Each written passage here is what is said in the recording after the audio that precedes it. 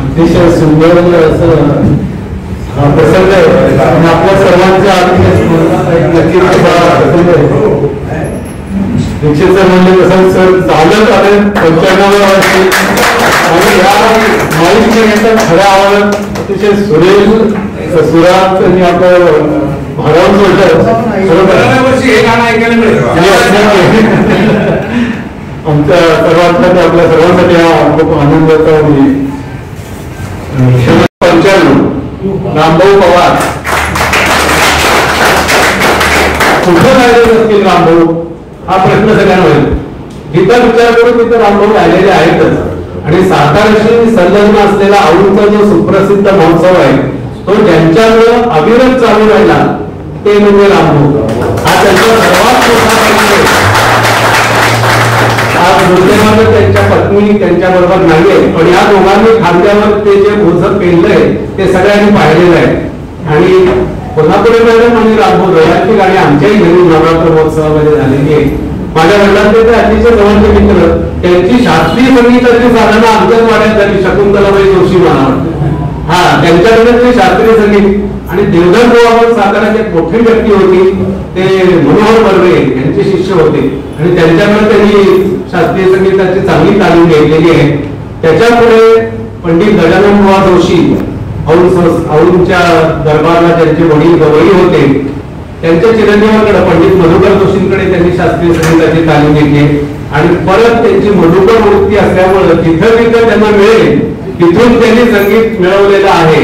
त्यांच्यापासून उत्तम गवळणी जुन्या उत्तम प्रकारचे भजन अभंग जुनी भजनी पद्धत ही सगळी त्यांच्याकडे आज हयात आहे. मला असं वाटतं त्यांनी ह्याच्यावर काहीतरी आता वेळीच रेकॉर्डिंग करावं किंवा ती कला कोणाला तरी पुढे त्यांनी द्यावी. त्यांनी शिष्य परिवार तयार केला नाही हा माझा त्यांच्यावर आरोप आहे. त्यांनी ते शिष्य परिवार तयार करायला पाहिजे असं माझं मत आहे. आणि त्याच्यामध्ये सुद्धा पंडित धामणीकर म्हणून होते भजन सम्राट तर त्यांच्याकडे त्यांनी त्यांच्यापाशी राहून काही विद्या मिळवली आणि पुढे त्यांना असं लक्षात आलं की विद्येत हेच त्यांच्यापेक्षा श्रेष्ठ आहे. त्यामुळे त्यांना यथोचित त्यांनी पुढे आणलं. त्याच्यानंतर महाराष्ट्र कोकिळ शंकरराव सरनाईक म्हणून एक मोठं नाव होतं म्हणजे तुम्हाला माहिती असेल अरुण सरनाईक त्याचे ते चुलते तर ते मोठं नाव होतं.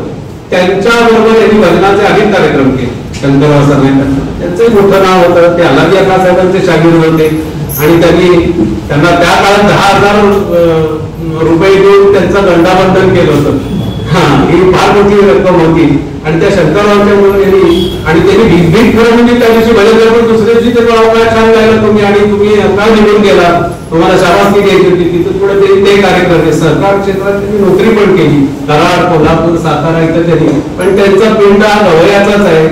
नैसर्गिक जन्मच त्यांचा गवई म्हणूनच आहे आणि गाण्यात रंग हा जो सगळ्यात महत्वाचा विषय आहे. रंग आणि ताल आणि लय की त्यांना देणगीच मिळाली. कुठलाही ताल घ्या आडाच होता घ्या रूपक घ्या कुठलाही घ्या एका मिनिटात त्याचं त्यांना अवधान सापडतं. त्याचे कणखंडे सापडतात आणि बरोबर त्या त्याला ते हुकमी लावून दाखवू शकतात. हे त्यांचं वैशिष्ट्य आहे. त्या दोघांनाही दीर्घायुष्य लाभू द्या आणि संस्कार बाबतीचं मी नशीब समजतो की या दोघांचा मला इथं माहिती नसेल की फक्त मला माहिती कारण मी त्याचा साक्षीदार आहे. रामभाऊ उत्कृष्ट नाटकात काम करतो. माझ्या भावाच्या नाटकात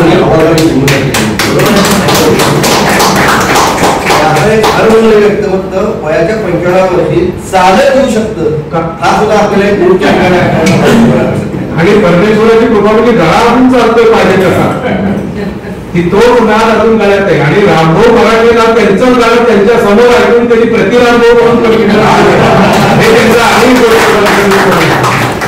त्यांनी दुसऱ्या खोली काही रामभाऊ जात होता आणि म्हणजे राम माझ्याकडून कोण जात आहे त्याच्याकरता बक्षीस मिळालं. बक्षीस काय झालं ते म्हटले की तुम्ही राम महाराजांकडे शिकला पण शिकलं नाही पण त्याच्या गाण्याची मला आवड आहे. गजानन बुवांच्या गाण्याची आवड आहे. आणि गजानन बुवांचंही आठवण सांगण्यासाठी आहे की गजानन आदल्या दिवशी ते औंधा गायले महोत्सवामध्ये आणि दुसऱ्या दिवशी प्रत्येक गाण्यात जाते का तर गजानन बुवांचं पावडेकरांच्या गाण्यावरती अगदी प्रेम होते. अगदी व्हायलिन बघितली सगळं वापरायचे आणि कोणा काय झालं की हे सगळे जे माहिती आहे ते नाट्यसाठी त्याच्या चालू होती आणि ती मला सवय लागली. त्यामुळे मला ती चारा आणि नाचलं म्हणून ती गजानन बुवांची चादर दिली मला कृष्णा सभा. दुसऱ्या दिवशी सकाळी मला राम दुकान फारच छान गायला झाले आणि गजानन बुवांच्या तोंडून फारच छान हे अजिबात ऐकायला शक्य अजिबात ऐकायला शक्य नाही.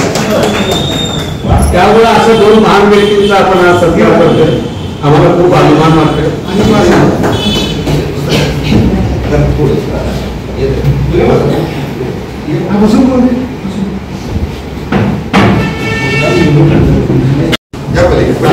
या